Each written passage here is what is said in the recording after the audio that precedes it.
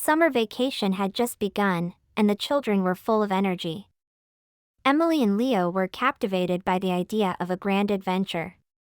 They had heard stories about the mysterious forest on the edge of the village, where it was said that a hidden treasure lay. No one knew exactly where the treasure was, but many had tried to find it. Emily and Leo's decision was clear: they would be the ones to find the treasure. On the first morning, they packed their backpacks carefully. Emily brought a map, snacks, and a flashlight. Leo took an old compass that had belonged to his grandfather, along with an axe and a rope. They met at the edge of the forest, ready to face whatever came their way. The forest was dense, with tall trees whose canopies filtered the sunlight. The path was narrow and winding, but they pressed on eagerly. After a while, they reached a small stream that flowed gently. "According to the map, we need to cross this stream," Emily said, studying the map intently. They found a fallen tree trunk that allowed them to cross the stream without getting wet. Their journey continued deeper into the forest, where the path became increasingly difficult to traverse.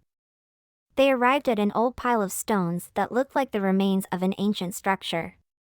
Leo checked his compass and ensured they were on the right track. Emily noticed something shiny among the stones. "Leo, look at this," she exclaimed, bending down to pick up a small silver locket. The locket had an engraving they did not recognize. "This could be a clue," Leo said thoughtfully. They continued their journey, carrying the locket with them. As the day turned to evening, they decided to camp in a large clearing with an old oak tree on its edge. They lit a fire and enjoyed their snacks. As night fell, Emily and Leo sat by the fire and examined the locket they had found. "This looks like part of a larger whole," Emily noted. "Maybe there are more pieces like this in the forest that will lead us to the treasure." The next morning, they woke up early and continued their journey. They faced various challenges such as steep slopes and dense vegetation, but did not let them dampen their spirits. They found more clues, like old pieces of maps and carvings on tree trunks. On the third day, they arrived at a large cave that looked like the entrance to an ancient shrine. The cave entrance had an engraving similar to the one on the locket. "This is the place," Leo said excitedly. They lit their flashlights and cautiously stepped into the dim cave. The cave was filled with ancient markings and drawings that told stories of the past. Emily and Leo followed a passage that led them deeper underground. Finally, they reached a large chamber with a stone altar. On the altar was a large chest. Leo grabbed the chest and tried to open it, but it was locked. "The locket!" Emily exclaimed. They placed the locket into a carving on the altar, and the chest slowly opened. Before their eyes was a dazzling sight: gold and silver coins, gemstones, and old documents. Emily took one of the documents in her hands and began reading it aloud. This treasure belonged to an ancient tribe that lived in this forest. They left it behind to protect their village and hoped it would find a worthy keeper. The documents also stated that the treasure could improve the village's living conditions and help all its inhabitants. Emily and Leo immediately knew what they had to do. They packed some of the treasure into their backpacks and returned to the village. At first, the villagers were skeptical, but when they saw the gemstones and documents the children had found, they began planning how to use the treasure for the village's benefit. A new school, library, and health center were built in the village. The villagers planted a community garden and started organizing regular events that brought people together. Emily and Leo's bravery and ingenuity were greatly appreciated, and their adventure inspired many other children in the village. One day, while Emily and Leo were visiting an old cabin, they met an old man. The man introduced himself as the guardian of the forest and said he had been watching their journey.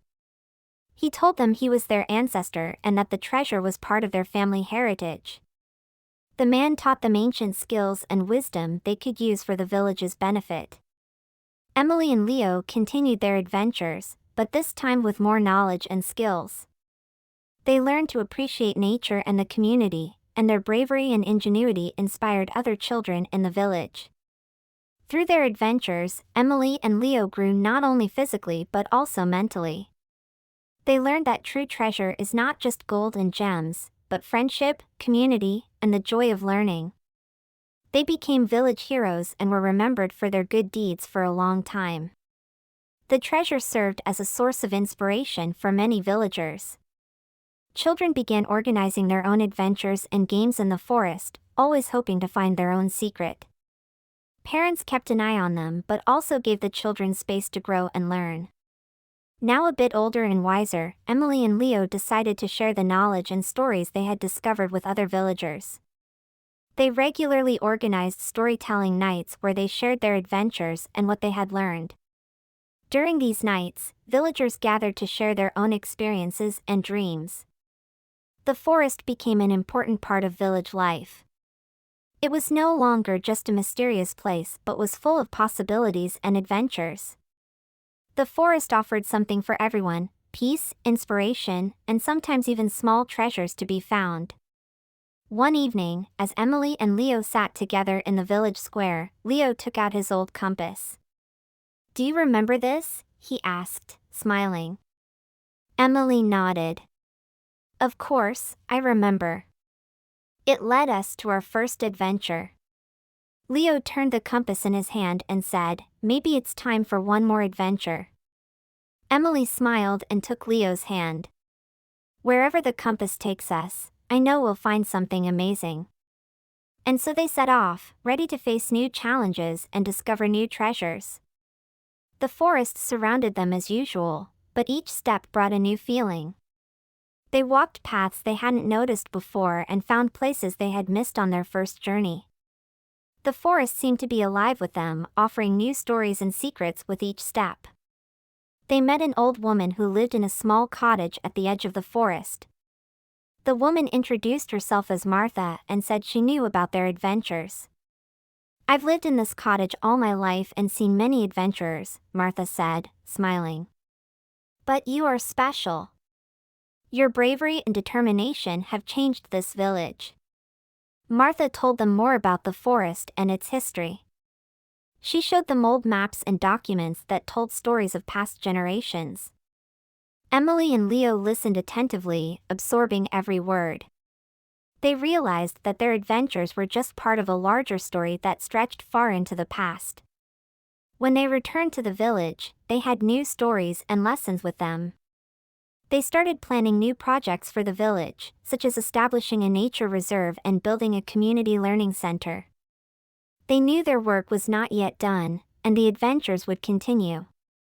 Emily and Leo grew into adults, but their love for the forest and adventures remained. They became village leaders who inspired new generations. Their legacy lived on strong, and their stories were told over and over again. The village thrived, and its residents lived in harmony with nature. Emily and Leo knew their journey had no direction without the forest and its secrets. The forest was part of their soul, and they were part of the forest. And so Emily and Leo continued their adventures, ready to face new challenges and discover new treasures. They knew the world was full of wonders waiting to be found, and they were ready to embrace everything life had to offer.